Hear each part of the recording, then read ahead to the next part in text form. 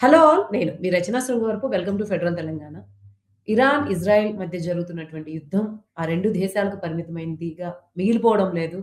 ఎన్ని రోజులు కంటిన్యూ అవుతుందో తెలీదు. ఎన్ని వారాలు ఇది కొనసాగుతుందో తెలీదు గానీ, అమెరికా ఇంటర్ఫియరెన్స్ వల్ల గావచ్చు, అమెరికాకున్నటువంటి ఏదైనప్పటికీ ట్రంప్ ఉద్దేశాలు ఏదేమైనప్పటికీ కూడా ఇది ఇప్పట్లో ఆగేలా కనిపించట్లేదు. ఆ ప్రభావం కూడా కేవలం ఆ దేశాలకు పరిమితమయ్యేలా లేదు గాబట్టి, ఓవరాల్‌గా దీని ప్రభావం ప్రపంచం మీద ఎలా ఉంటుంది? పర్టిక్యులర్‌గా భారతదేశం మీద ఎలా ఉంటుంది? ఇండియన్ ఎకానమీ కావచ్చు, మిగిలిన యాస్పెక్ట్స్‌లో కావచ్చు, జియో పొలిటికల్ టెన్షన్ ఎలా ఇండియాని ఎఫెక్ట్ చేయబోతుంది? ఈ విషయాల గురించి మనతో మాట్లాడడానికి త్రిపురనేని నరోత్తమ్ గారున్నారు. నరోత్తమ్ గారు జియో పొలిటికల్ ఇష్యూస్ మీద ఒక అనలిస్ట్. సో, నరోత్తమ్ గారు welcome to federal Telangana. So, okay. Starting with చెప్పండి. ముస్లిం దేశాల్లో ఏవి కూడా అంత ధైర్యం చేయవు. ఎందుకంటే వరల్డ్‌లో సూపర్ పవర్స్ అన్ని ముఖ్యంగా అమెరికా ఉన్నప్పుడు అంత ధైర్యం చేయవు. ఆల్‌మోస్ట్ ఆల్ సరెండర్ అవుతాయి. Why Iran is so powerful? ఇప్పుడు కూడా ఎందుకు ఇరాన్ ఇంత శక్తివంతంగా ఉంది? సుప్రీం లీడర్ చనిపోయినప్పటికి కూడా, హైయర్ అఫీషియల్స్ చనిపోయినప్పటికి కూడా ఫస్ట్ క్యాడర్ ఉన్నవాళ్ళు. ఎందుకు ఇప్పటికి కూడా అంతే స్ట్రాంగ్‌గా ఫైట్ చేసే పొజిషన్‌లో ఇరాన్ ఎలా ఉంది? అంటే 3 రీజన్స్ ఉన్నాయి దీనికి. ఒకటి, ఇరాన్ ఒక territory is a supportive element for them. వాళ్ళకి కంప్లీట్‌గా చూసుకున్నారంటే దే సరౌండెడ్ బై మౌంటైన్స్. మొత్తం వాళ్ళ మ్యాప్ చూసుకున్నారంటే వాళ్ళ టెరిటరీ పోర్ట్స్ వచ్చేసి మౌంటైన్స్ బయట ఉంటాయి. చుట్టూతా మౌంటైన్స్ ఉంటాయి. Mountain is very hard to permeate. అదొకటే కాకుండా ఆ మౌంటైన్స్ కింద వాళ్ళు మిలిటరీ సిటీస్ నిర్మించుకున్నారు కంప్లీట్‌గా. మొత్తం మిసైల్స్ స్టాక్ పైల్ గానీ, అక్కడ మ్యానుఫ్యాక్చరింగ్ ఫెసిలిటీస్ గానీ, లిటరల్లీ మిలిటరీ సిటీస్ ఉన్నాయి కింద. ఇది ఏ రేడార్‌కి చిక్కదు. ఇట్స్ అమెరికా అండ్ ఇజ్రాయెల్ మొత్తం అందరూ కలిసినా కూడా అది డిటెక్ట్ చేయటమే కష్టం. That is why Iran is very difficult to be defeated.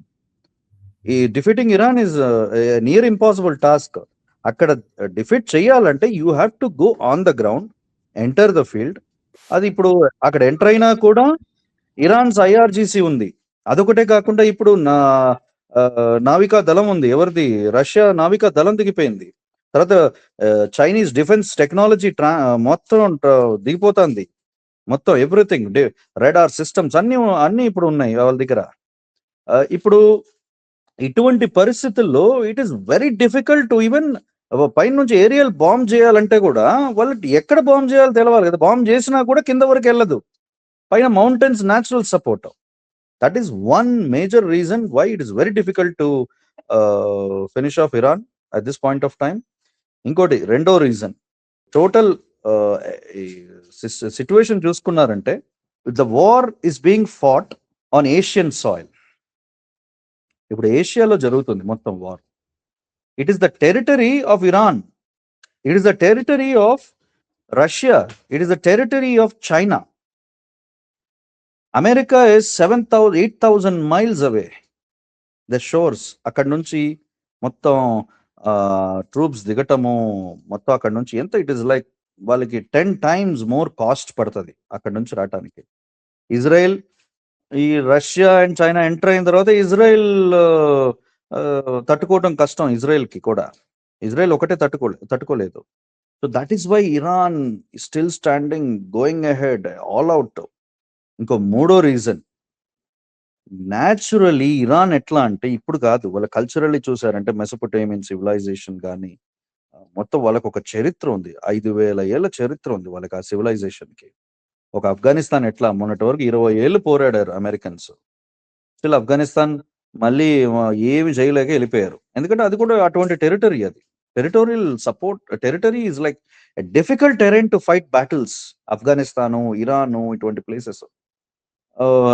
Plus అదొకటే కాకుండా the nature of people, Afghan courage ఎట్లా ఉంటుందో అంతకి ఈక్వల్ గా ఉంటుంది ఇరానియన్ కరేజ్ అండ్ వాళ్ళ పట్టుదల వదలరు. ఇంకా మామూలు సివిలియన్స్ కూడా ఫైట్ చేస్తారు. అటువంటి నేచర్ ఉన్న ఇరాన్. ఇంకొక మేజర్ రీజన్ ఉంది. This is going to in days to come. ఇప్పుడు సున్నీ షియా డివైడ్ ఉన్నప్పటికీ కూడా ఇన్ డేస్ టు కమ్ ఒక వేవ్ వస్తుంది, ప్రో అరబియన్ నేషనలిజం అని చెప్పేసి. ఎట్లా అయితే 1967లో గమాల్ నజీర్ టైంలో ఈజిప్ట్ ఆధ్వర్యంలో ఇట్లా ప్రో అరబ్ నేషనలిజం వేవ్ ఒకటి స్టార్ట్ అయిందో, అక్కడ ఇజ్రాయెల్ ఒక ఎమర్జెన్స్ తోటి, ఇజ్రాయెల్ ఒక విక్టరీ తోటి మొత్తం అది పడిపోయింది అనుకోండి. ఇప్పుడు అలానే ఆ ప్రో అరబ్ నేషనలిజం అన్న ఒకటి పుడుతుంది, అరబ్ యూనిఫికేషన్ జరుగుతుంది ఇప్పుడు ఈ దెబ్బకి. ఇది జరిగితే గనక ప్రపంచ ఎకనామిక్స్ మారిపోతుంది. And right now, as far as this war is concerned, this war is not going to stop. ఎందుకంటే ఇరాన్ లీడర్షిప్ ని చంపేశారు, కానీ ఇరాన్ మిలిటరీ మొత్తం ఇరాన్ క్యారెక్టర్ ని ఇంకా చంపలేదు. అండ్ ఇరాన్ ఒక మిలిటరీ ఈస్ మోర్ వాలటైల్. ఎందుకంటే ఎప్పటి నుంచి ఎక్కడి నుంచి దాడులు జరుగుతుందో, ఎట్లా అసలు మిజైల్ ఎక్కడి నుంచి వస్తుందో తెలియదు. డ్రోన్స్ వాళ్ళు యూజ్ చేసే టెక్నాలజీ మొత్తం drone guided technology. Drones are very cheap to manufacture. But ఇప్పుడు American fighter jets, American warships ఇవన్నీ వచ్చినప్పుడు ఉట్టి డ్రోన్స్ తోటి డిస్ట్రాయ్ చేస్తున్నారు. వాళ్ళు బిలియన్స్ ఆఫ్ డాలర్స్ ఖర్చు అవుతుంది, ఇది వేల డాలర్స్ లో ఖర్చు అవుతుంది ఈ డ్రోన్స్ వర్సెస్ వార్షిప్స్ చూసుకున్నారంటే. అంత భారీ నష్టాలు ఆపోజిట్ సైడ్ లో జరుగుతుంది. Because Iran is using gorilla warfare along with missile guided technology. ఇప్పుడు 3000 వెపన్స్ స్టాక్ పైల్ ఉంది, 3000 మిసైల్స్. వాళ్ళ రేంజ్ ఏంటి? ఒక 3000 కిలోమీటర్స్, 4000 కిలోమీటర్స్ కి మించి లేదు. With in that range they have to hit. అందుకని దగ్గరున్న సమీపంలో the highest target they will hit is Israel వరకు వెళ్తారు, అమెరికాని రీచ్ అవ్వలేరు. కానీ అమెరికన్ స్థావరాలు, అమెరికన్ బేసెస్ అన్నిటిని కొట్టేస్తున్నారు. That is what Iran is currently doing. And ఇక్కడ ఇంకొక కీలకమైన అంశం ఏంటంటే, America is helpless. America is అగ్రదేశమే, బట్ వాళ్ళు హెల్ప్లెస్. చెప్పండి నరోత్తమ్ గారు, మీరు అన్ని చెప్పారు. ఒకటి, ఇరాన్ ఈజ్ అన్స్టాపబుల్ అంటున్నారు. నిజంగా ఇప్పుడు ఈ సూపర్ పవర్స్ దీన్ని ఇంత సీరియస్ గా తీసుకుని, అంటే వెనక నుంచి కొంతకాలం ఇరాన్ మీద ఉన్నటువంటి ఒక సాఫ్ట్ ఫీలింగ్ తో ఇవ్వడం వేరు. మైట్ బి అమెరికాకి అగైనెస్ట్ గా, రష్యా అయినా చైనా గానీ, దీని లాంగ్ టర్మ్ లో ఈ నేషన్ సూపర్ పవర్స్ సపోర్ట్ చేస్తాయా? అందులో అమెరికా, మీరు అన్నట్టు అమెరికా ఈజ్ హెల్ప్లెస్ అన్నారు. అమెరికా వరకు ఇరాన్ వెళ్ళే అవకాశం కూడా తక్కువే ఉంటుంది. మైట్ బి దాని స్థావరాల్ని మిగిలిన నేషన్స్ ని టార్గెట్ చేయొచ్చు. ఈ సూపర్ పవర్స్ నిజంగా ఇరాన్ ఇజ్రాయెల్ వార్ గా అనుకోకుండా ఒక ఫుల్ ఫ్లెడ్జ్డ్ వార్ గా వెళ్ళే అవకాశం ఉందా? అంటే కంటిన్యూ అవ్వచ్చు ఇరాన్, మీరు అన్నట్లు దానికి ఉన్నటువంటి అడ్వాంటేజెస్ వల్ల కొన్ని వీక్స్ గానీ, రోజులు గానీ కంటిన్యూ చేయొచ్చు. కానీ ఫుల్ ఫ్లెడ్జ్డ్ గా రష్యా, చైనా లాంటి నేషన్స్ అంత సీరియస్ గా, అంటే వాళ్ళే వార్ చేస్తున్నంతగా అది చేసేటువంటి అవకాశం ఉందా? లేకపోతే ఇది ఇరాన్ ఇజ్రాయెల్ వార్ గానే కొనసాగుతుందా? లేదు, అమెరికా ఇప్పుడు చేతులు ఎత్తేసింది. ఎందుకంటే అమెరికన్ స్టాక్ పైల్ అనేది తగ్గిపోయింది. ఎస్పెషలీ దేర్ థాడ్ and their Patriot, their entire stockpile is like depleted ఇప్పుడు ఆఫ్టర్ ది ఉక్రెయిన్ వార్. ఇప్పుడు వాళ్ళు it will take time for them to manufacture also. ఇప్పుడు ఒక వారం పైన వాళ్ళు కొనసాగించలేదు వార్ని, ఇంత దూరం వచ్చి మళ్ళీ ఫైట్ చేయడానికి. So they retreating. అందుకనే ట్రంప్ ఇట్లాంటి స్టేట్మెంట్స్ ఇస్తున్నాడు, అక్కడ ఇంకో గవర్నమెంట్ ఎన్నుకోవాలి, వాళ్ళే వాళ్ళ దేశాన్ని కట్టుకోవాలని అని చెప్తున్నాడు. అది ఎందుకంటే he knows the reality of America today. కానీ ఇక్కడ అసలు ప్రాబ్లం ఏంటంటే, Iran is not going to stop here. మా లీడర్షిప్ ని చంపేశారు. అది రంజాన్ పీరియడ్ లో చంపారు కూడి ఉండగా. అది ఆయన మా సుప్రీం లీడర్ కాదు. Is not just our general or country's president or country's head. మా మత పెద్ద కూడా ఆయనే. షియా కమ్యూనిటీకి ఒక మత పెద్దలాగా ఆయన. Is like an advisory. అటువంటి ఒక మత గురు ఇట్లా మీరు చంపినప్పుడు మేము ఊరుకునే ప్రసక్తే లేదు. We're going ahead as much as possible. ఇంకా న్యూక్లియర్ ప్రోగ్రామ్ కూడా పుష్కలంగా ఇది కంటిన్యూ అవుతే కనుక ఈ న్యూక్లియర్ ప్రోగ్రామ్ కూడా సక్సెస్ఫుల్ అయిపోతుంది in days to come, maybe year or 2. ఈ వార్ ఇట్లానే కొనసాగుతాయి. అండ్ వార్ ఖచ్చితంగా కొనసాగేలాగానే ఉంది. ఎందుకంటే Russia has already sent its naval మొత్తం నావికా దళాన్ని మొత్తం పంపించేసింది అక్కడ. సబ్మెరీన్స్ ని పంపించేసింది in support of Iran to protect the ports of Iran. Ports నుంచే కదా లాంచ్ చేస్తున్నారు ఇవన్నీ, పోర్ట్స్ దగ్గర నుంచే కదా. అందుకని అక్కడ అక్కడ మొత్తం సపోర్ట్కి వెళ్ళిపోయింది. అదొకటే కాకుండా చైనా ఆల్రెడీ రంగంలో దిగిపోయింది. వెపన్స్ సప్లై, మొత్తం టెక్నాలజీ సప్లై, డిఫెన్స్ రాడార్, మొత్తం యాంటీ డ్రోన్ డిఫెన్స్ సిస్టమ్స్, తర్వాత వీళ్ళ స్వామ్ డ్రోన్స్ టెక్నాలజీ అని ఒకటి చైనా రీఇంజనీర్ చేసింది ఇప్పుడు రీసెంట్. అది కూడా టెక్నాలజీ కూడా ఇస్తున్నారు. They want to make this a global issue. Even Russia and China is interested because వాళ్ళ దృక్పథం ఏంటంటే ఇది గ్లోబల్ రూపురేఖల్ని మార్చేద్దామని. ఇప్పుడు సూపర్ పవర్ ఎవరు అన్నది does a question mark. America is an undisputed super power గా ఇన్నాళ్ళు ఉంది. ఇప్పుడు సూపర్ పవర్ స్టేటస్ అన్నది ఈ ఒక వార్ తోటి మన బ్యాక్ యార్డ్ లో జరుగుతుంది, ఇక్కడ చూపిద్దాం మనం ఏంటనేది దిగారు. ప్లస్ ఇరాన్ డిఫెన్స్ కోసం దిగారు. ఇది ఖచ్చితంగా ఇరాన్ ఎప్పుడైతే ఆగదో ఇజ్రాయెల్ కూడా ఆగదు. ఇజ్రాయెల్ ఎప్పుడైతే ఆగదో కొన్ని సందర్భాల్లో ఇప్పుడు నాటో కూడా దిగాల్సి వస్తుంది.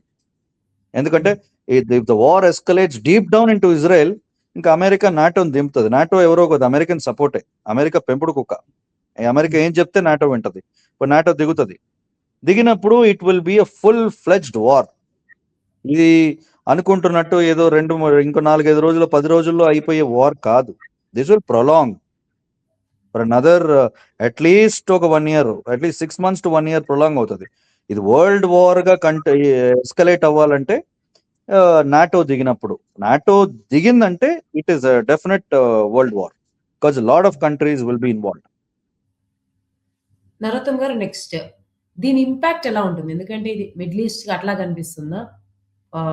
హార్ముజ్ జలసంధి వల్ల కావచ్చు, ఆయిల్ కంట్రీస్ వల్ల కావచ్చు, మొత్తం దీని అటాక్స్ వల్ల కావచ్చు, ఓవరాల్ గా ఇండియా వరకు చూసుకుంటే ఎలాగూ ప్రతి నేషన్ కి ఆల్మోస్ట్ అదే ఇంపాక్ట్ ఉంటుంది.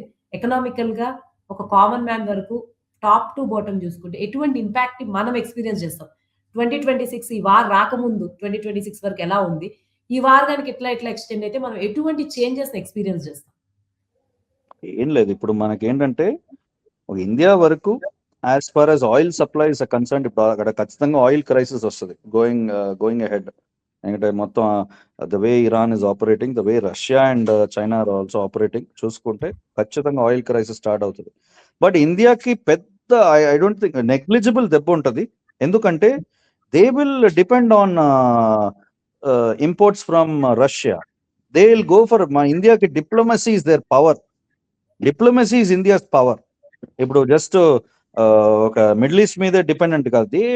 We can trade with anybody in the world. We don't have literally అజాత శత్రు అంటే ఇండియా, భారత్ ప్రపంచంలో ఒక పాకిస్తాన్ మినహాయించి అజాత శత్రు మన దేశం ప్రపంచంలో.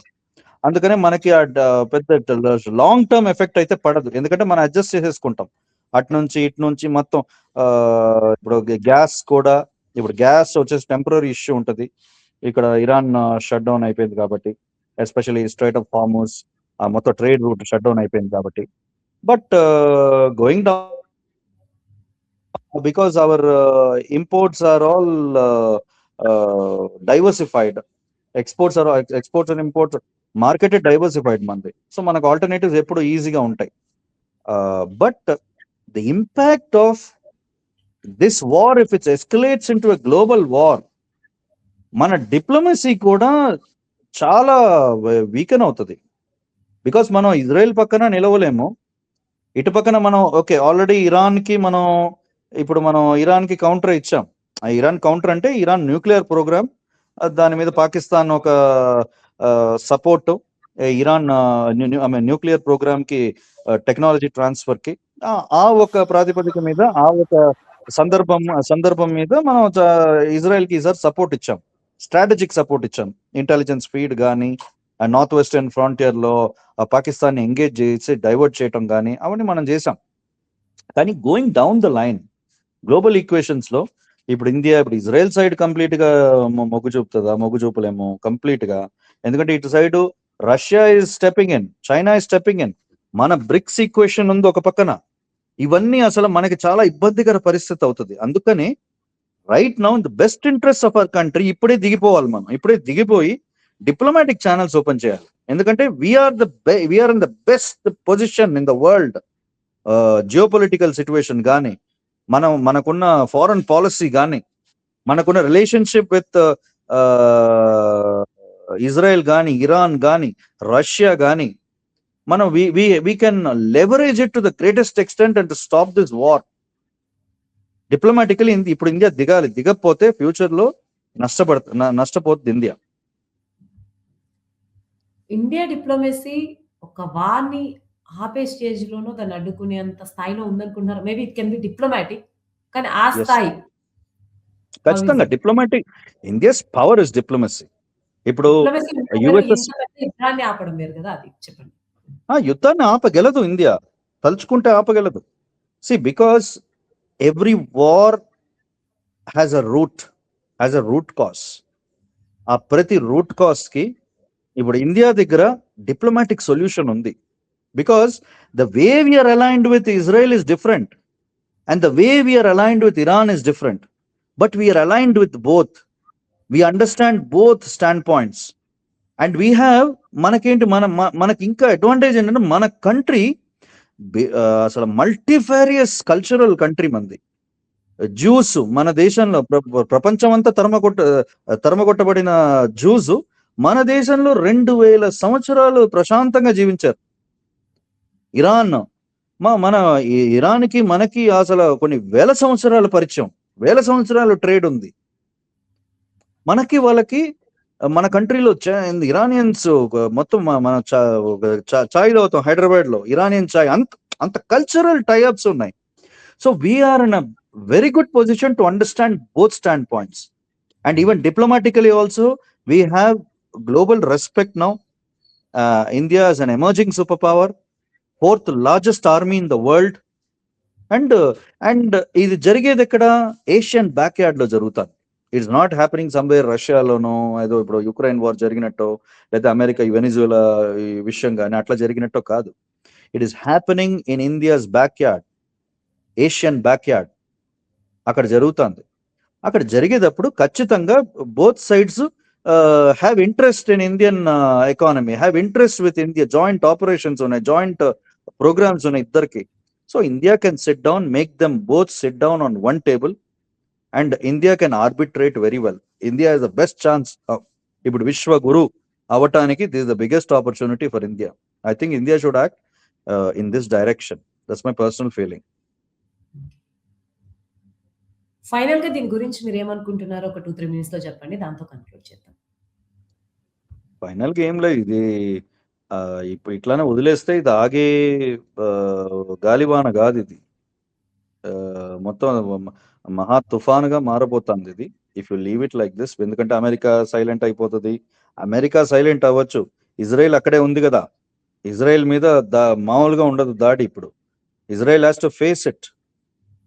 ఇప్పుడు చైనా, రష్యా మొత్తం దిగుతున్నారు అండ్ ఇరాన్ ఆగే పరిస్థితి లేదు. ఎందుకంటే వాళ్ళకి ఇంకా స్టాక్ పైల్ ఇంకా 2 సంవత్సరాలు నడిపించడానికి వాళ్ళ దగ్గర సత్తా ఉంది ఇప్పుడు కూడా. ఎందుకంటే వాళ్ళకి టెరైన్ ప్రొటెక్షన్ ఉంది, మిలిటరీ సిటీస్ అండర్ గ్రౌండ్ ఉన్నాయి, మౌంటైన్స్ కింద ఉన్నాయి, అన్డిటెక్టబుల్.